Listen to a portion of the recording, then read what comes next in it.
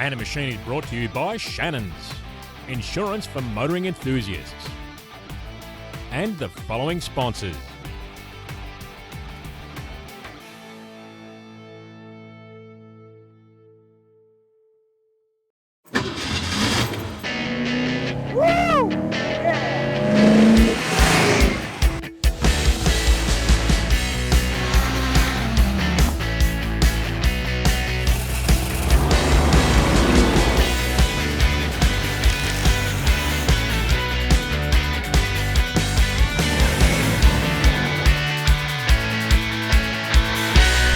Unbelievable!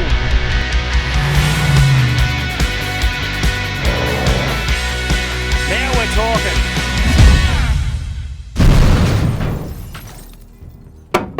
Welcome back to Man and Machine. If it's machines you want, then we have found them. Military machines. We're at Ron Fry's. Now Ron's got a fantastic military vehicle collection here. He restores them, he drives them, and he loves them. So let's catch up with Ron and take a look around. When somebody told me about Ron's military vehicle collection in country Victoria, I never dreamed it'd be anything like this. There are vehicles everywhere here, 40 acres. It's almost like I've been dropped back in time into a war zone. There's tanks, there's trucks, there's vehicles everywhere. Parts, bits and pieces. A person could get lost in this place. Now I wonder where Ron is. He's got to be floating around here somewhere. What's this? V8 of some sort. I don't know what sort of car he drives. What the? It's a tank!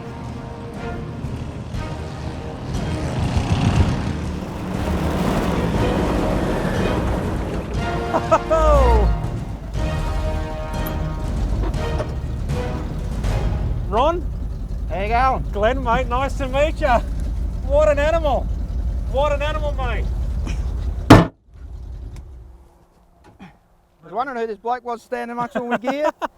I was expecting a car to come round the corner. I thought, what's this beast? He must drive some sort of a weapon, and it's a tank.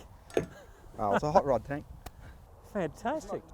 Been interested in military vehicles and all machinery, and for that fact, all my life. I grew up on a farm in central Victoria, playing around with scale models, and led from there on to one-to-one scales, the big ones. When I could get old enough and afford it, my very first vehicle was a bring gun carrier that my dad bought for me as payment for working on the farm. So that's where it really started. This is a modified M3 Stuart tank. It's an American-made light tank during World War II, around about 1940s era, and about 370 of these were shipped to Australia when we thought the Japanese were going to attack. This one here has been modified and cut down. It should sit the hull should be up about that height, and then the turret would go on top of that. This one's modified, and they actually did this during the war and made reconnaissance vehicles out of them. This one's a little bit further modified than what they would have done back then, in that it's got a moderner engine. It's got a 351 Cleveland in it with a 650 Holley and a C10 auto, and modified extractors so that they're sticking out the back like a boat. As you can see, I've had to fit the big bull dust air cleaner, because in the summer here this raises so much dust. It's a bit like the tractor pulls. You've got to have the big air cleaner to clean the air. And I've also fitted a larger radiator because it's rear air cooled and rear water cooled, and the air blows out through the back so that I'm not sucking dust in. And it's also got the oil cooler here. This radiator and oil cooler setup here is off an ACO army truck, which had the oil cooler for the gearbox. So what engine did they have in them, Ron, to start with? Originally they had a Continental 7-cylinder radial engine, which is similar to, if not the same as an aircraft engine. There were about 50 of these came to Australia with a diesel engine called a Guyverson diesel. Similar layout. It's a radial design, which is why these tanks sat so high. But it was at the time the only thing that would give 275 horsepower required for the 13-ton weight of this tank to move it around at 58 kilometres an hour, which is a speed of or faster than a normal truck or whatever back then. These were a very fast tank. And how's she perform with the Clevo? It performs all right. The power's up high. There's not much torque there, but once you get it revving, it's all right. She sounds good. Oh yeah, there's always issues with maintenance on these things and cooling problems. If I was to put all the top back onto this, there'd probably be even more cooling issues with it. But at the moment, with the engine exposed like this and simplified exhausts and radiators, it's all working. Fantastic, mate. Well, let's have a look around at the rest of the collection. Let's go. Well, here's one for the Mopar fans, a Dodge. Tell us about this old gem, Ron. Yeah, this is a beauty, this old Dodge. This is what commonly known as a Lend-Lease truck. During the war, they were short of military vehicles, namely trucks, transporting equipment, and they had to impress civilian trucks into service. And as you can see, it's got a hatch in the roof there. They have blackout lights. They cut the guards high to put big military wheels on them, and they black out everything, as in paint, no chrome or anything on them. Military style bumper bars and brush guards, and then they make usually a local pattern body on the back of it, usually a wood construction or something like that. And Holden did a lot of them. They made a lot of backs and bodies to fit onto different model trucks. And what were they used for predominantly? These were for transporting equipment up to like Darwin on the Stewart Highway. And the power plant? Oh, the standard Dodge flathead. They continued with those for many years, those particular engines, didn't they? Right through to the sort of late 50s, I think, from memory, those flathead sixes. Yeah. This truck featured as a D60L 3-tonne with an Eaton 2-speed axle. Although they were rated at 3-tonne, they were often loaded with much more than this in wartime duties. It utilises the side valve 228 cubic inch L-head 6, commonly known as the flathead. This engine was utilised in production vehicles from 1932 right through to 1959. I joined the Army and spent almost 23 years there to service in East Timor and Afghanistan. I was a recovery mechanic. That all stems from my interest in military vehicles, I guess. I restore them now. I've got about 60 vehicles to do, and I don't know if I'll ever get them all done, but it's a passion.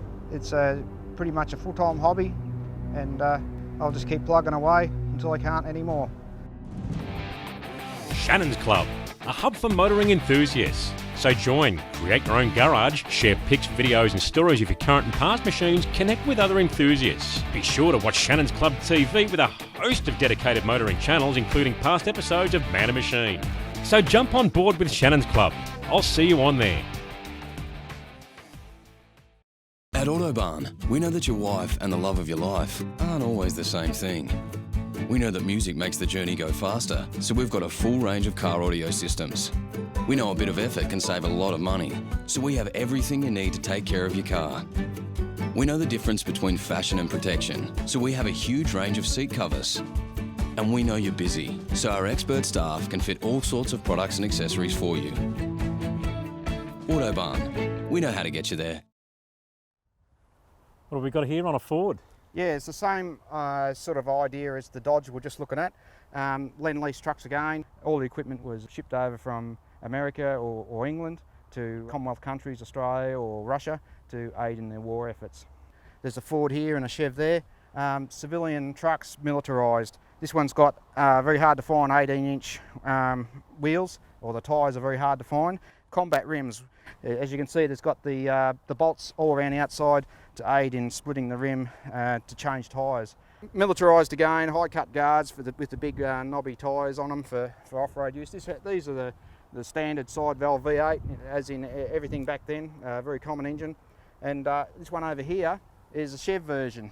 And as you can see again, high cut guards, got little blackout lights for night convoy use, and blacked out grills, no chrome. So for those people that wonder what that blackouting is for, that's to basically stop aircraft from having somewhere to shoot and bomb, I suppose, at the end of the day, isn't it? Yeah, it's just so you're not lighting up the area in front of you. Basically, in nighttime convoy driving, you're just following the little markers in front of you. These little blackout lights, all they really do is illuminate a few feet in front of you, and a lot of times the diff of the front vehicle was painted white, so that would reflect and you'd see the vehicle just in front of you. But when it's dusty, mate, you're just guessing where to drive. And I was in the Army for nearly 23 years, and many occasions you just ram up the back of another truck in the dark because you couldn't see who was in front of you. This looks serious, Ron. What have we got here? Well, this one's an M3 Stewart tank, like the hot rod tank. I was lucky to find one that wasn't cut right down to track height. As you could probably remember, the hot rod tank's cut down to this height here. and I was saying that the hull is normally this high, and then you've got the turret on top of that, so they're a high tank normally. And this one here is an uncut hull, and I'm very lucky to get onto this, and this is a future project. It's got quite good running gear on it. The wheels, the tyres are all in good nick. You can't find tracks with rubber still on them. They're always being used by the farmers, worn down to the bare metal. It's been re-engined with a Leyland 6-cylinder truck engine in it. The guy, the farmer, had it. He was going to convert it into a dozer, and most of them were converted into dozers. And as you can see, this hole down here is nearly always cut in holes because that's where they put the trunnion pin through to run the blade out the front, and then they'd have cable or hydraulic mechanism to raise and lower the blade. So the farmers physically got hold of them after the war and turned them into working machines? Yep, dozers and tractors. Wow. Yeah, these are commonly known as blitzers, also known as CMP trucks. They're CMP is Canadian military pattern. They were made in Canada. Ford and Chev made them. Basically, this was the first version here with the sloping back windscreens. They were called commonly known as a monkey face blitz because of the look of them. Then that was a number 12 cab. The number 13 cab had the sloping forward windscreens because in the desert they found the sun was shining off the windscreens, and aircraft reconnaissance planes could see the flash from many miles away. So these were purely designed for military use, and so many of them were shipped to Australia. Nearly every farmer back in the 50s had one because they could get them very cheap from the army auctions. There's long wheelbase versions, there's short wheelbase versions, there's radio vans, they even made armoured cars out of them. The Australian Army were building armoured cars back then, and they used the most common chassis at the time, which was the Blitz truck chassis. And they came in with the big 20-inch wheels, the small 16-inch wheels. The Fords had the side valve V8, and the Chevs had the standard 6-cylinder Chevy motor. The old Blue Flame. Yeah, the Blue Flame. Absolutely fascinating. Interested in finding your very own truck?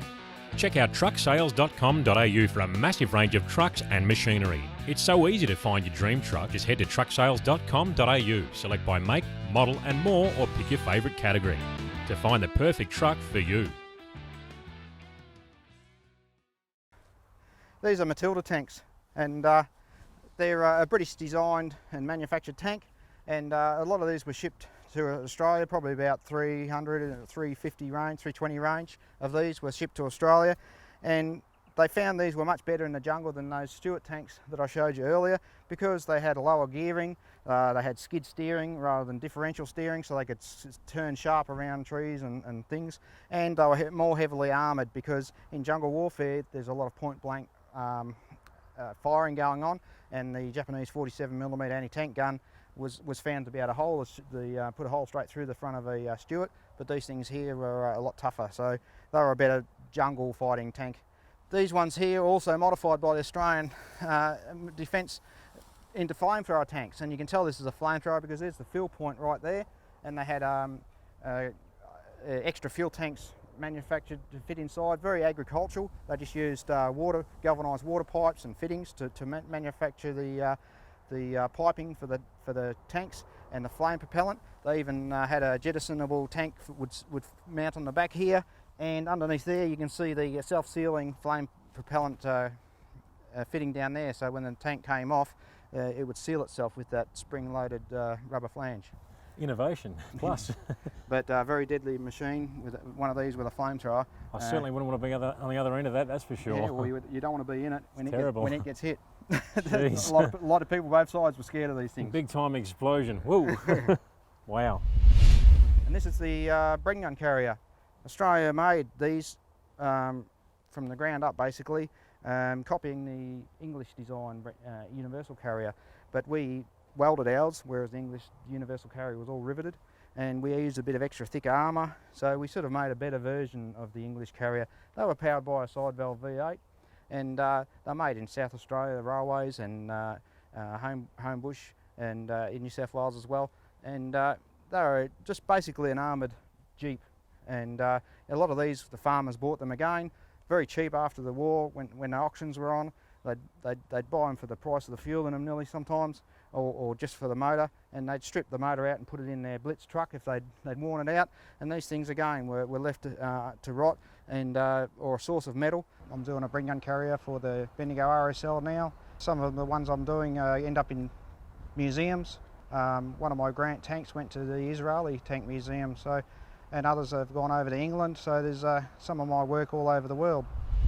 Well, speaking of tanks, Ron, how about we have a look at that operational tank that we saw this morning? Oh, I thought you'd never ask. Let's go. So here she is, Ron. Tell us all about it.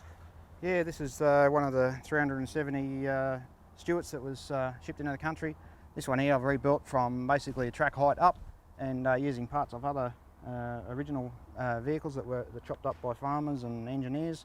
And this one's a runner, and I was just wondering if you'd like a drive. You serious? Yeah. I can drive this tank. You can have a go drive. Mate, you got a deal. Let's do it. Hi, I'm Dennis. This is my 32 and I run Aeroflow.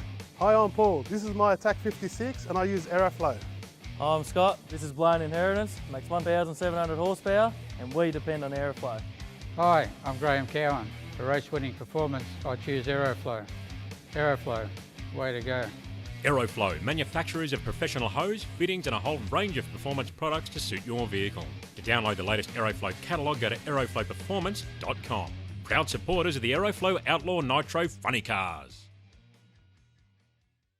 Well, I hope you've been enjoying Man and Machine. The team and I have been working very hard to give you lots of variation and different topics. In fact, we plan to do so for the long term. Now, if you either own or know of any interesting vehicle collections, maybe even in an interesting place, please be sure to go to the Man and Machine website and let us know. manandmachinetv.com.au. Check it out and take a look around. Also, feel free to go to our Facebook page. We look forward to your comments and feedback. Well, looks like I'm about to drive a tank. First, I've got to try and fit in this thing. Let's give this thing hell.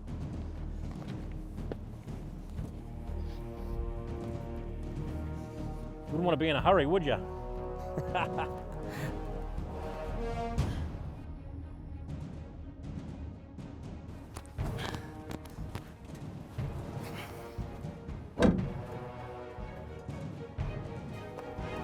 Time for action. I'm driving a tank. Got to look the part.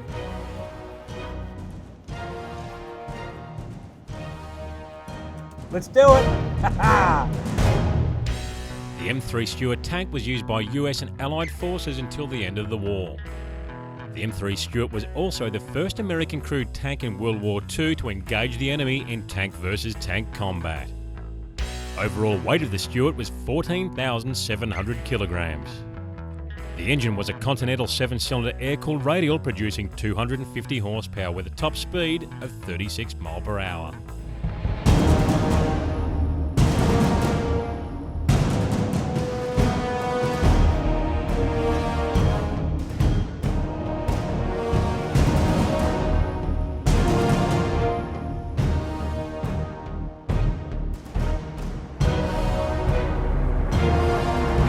Well, we're driving a tank! Woo! Driving a tank!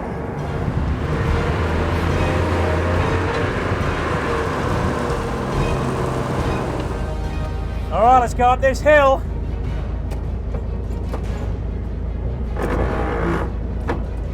Yep, we got it. Come on, baby, come on. You really notice the engine in this thing struggling when you go up some of these rises and hills. The poor engine is really working hard because these things weigh so much. Imagine what they would have been like in wartime with all their militaria and weaponry on board.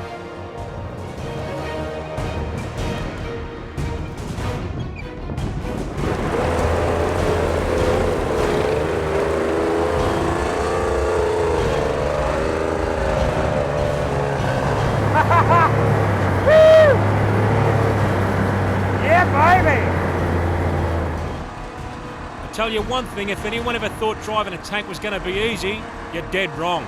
These things are hard work.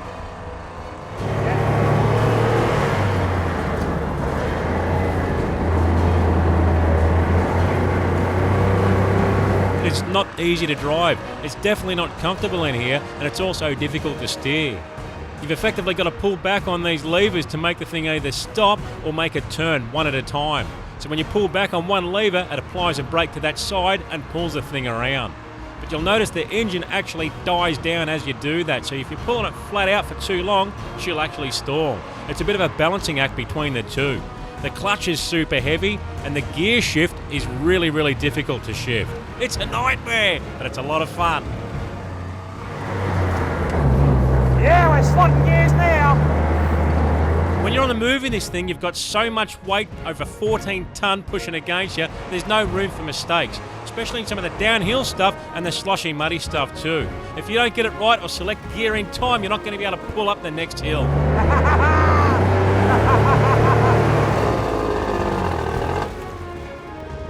This is unbelievable. Things go anywhere. Can't believe we got through that water and that mud.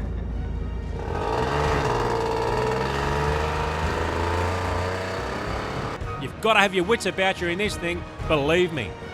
I really respect what these drivers would have gone through back in the day in World War II. This would have been hard work on the battlefield. There'd be no room for error either. One mistake and it's all over.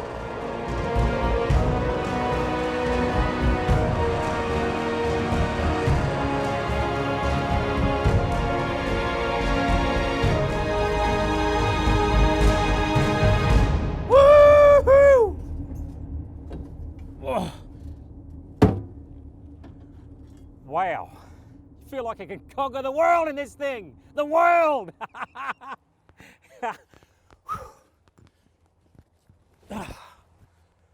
That was something special, something really special. I just drove a tank, a tank! Well, what a great time we've had here at Ron Fry's Military Collection. We've seen some iconic tanks and learned a lot of history as well. And can you believe it? I actually got to drive a real army tank. That thing was a handful. I was exhausted at the end of it and I felt like I could conquer the world. Look, don't forget to check us out on the Man and Machine website. Also, go to our Man and Machine Facebook page and see what's happening in the Man and Machine world. Anyway, hope you enjoyed it and we'll see you next time on Man and Machine. On the next episode of Man and Machine, we head to the Aeroflow Outlaw Nitro Funny Car Race Shop and get a guided tour with none other than Graham Cowan, the man himself. Then we head to Vintage Racing Services and have a chat to Craig Smith about some of the componentry for Project Warhorse. So tune in for this one, you're gonna love it.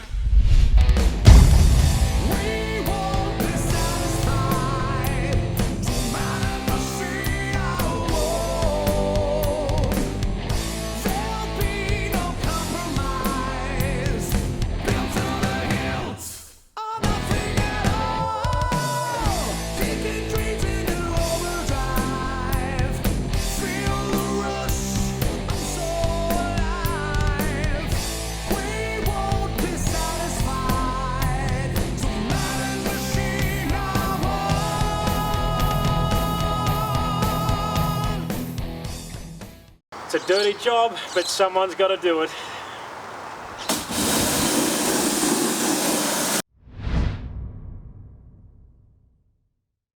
Man and Machine is brought to you by Shannons, insurance for motoring enthusiasts, and the following sponsors.